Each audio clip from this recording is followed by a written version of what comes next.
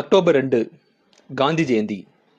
இந்தியாவில் எவ்வளவு தலைவர்கள் இருந்தாலும் காந்திஜியை மட்டும் ஏன் ஃபாதர் ஆஃப் நேஷன் வந்து சொல்கிறோம்? அதே மாதிரி உலகத்தில் உள்ள பல விதமான தலைவர்களுக்கு காந்திஜி வந்து ஒரு மிகப்பெரிய ஒரு இன்ஸ்பிரேஷன்.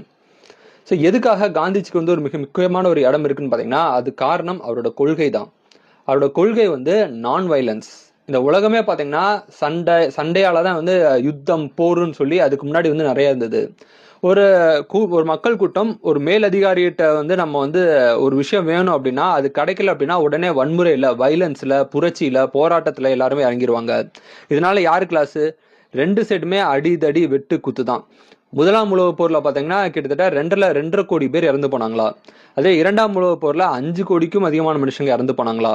ஸோ இந்த உலக போரெல்லாம் பார்த்தீங்கன்னா கோடிக்கணக்கில் மக்கள் வந்து போரால வந்து இறந்து போயிருக்காங்க. காந்திஜி வந்ததுக்கப்புறம் நான் வைலன்ஸ் அப்படிங்கிற ஒரு விஷயத்த வந்து உலக மக்களுக்கு வந்து டீச் பண்ணாரு. அதுக்கப்புறம் வந்து ஒரு விஷயம் தேவைன்னா உட்காந்து அமைதியான முறையில் போராட்டம் அப்படிங்கிற ஒரு விஷயத்தை இன்ட்ரடியூஸ் பண்ணதே காந்திஜி தான். ஸோ இதனால இந்த நாள் வந்து காந்திஜிக்கு நம்ம மரியாதை செலுத்தக்கூடிய ஒரு நாள்னு சொல்லி நம்ம இந்த நாளை வந்து சொல்லலாம். இதே நாள தான் வந்து international day of non violence டேங்கிறாங்க. ஸோ காந்திஜியோட கொள்கையான நான் வைலன்ஸ். ஸோ பொதுவாக பார்த்தீங்கன்னா அந்த சண்டையால யாருக்கு என்ன பெற யூஸ்? அடிதடி வெட்டுக்கூத்தால மனுஷங்க செத்து போவாங்களே தவிர அதில் எந்த யூஸும் கிடையாது. நான் வைலன்ஸ் அப்படிங்கிற ஒரு கொள்கையை நம்ம ஃபாலோ பண்ணும் அப்படிங்கிற பர்பஸ்க்காக தான் இந்த நாள் இருக்குது. நம்ம இந்த நாள் பார்த்தீங்கன்னா வேர்ல்டு ஃபார்ம் அனிமல்ஸ் டே.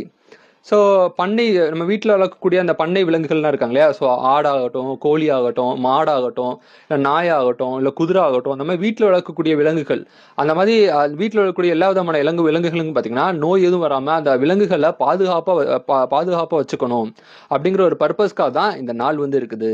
இது போக அக்டோபர் 2 வேற ஏதாவது டே தெரிஞ்ச கமெண்ட் பண்ணுங்க. இந்த நாள் இந்த உலகத்தில் யாரோ ஒருத்தருக்கு பிறந்த நாளா இருக்கும். உங்களுக்கு பிறந்த நாளா இருந்தா உங்களுக்கு என்னோட இனிய பிறந்தநாள் வாழ்த்துக்கள். So happy birthday to you. Thank you.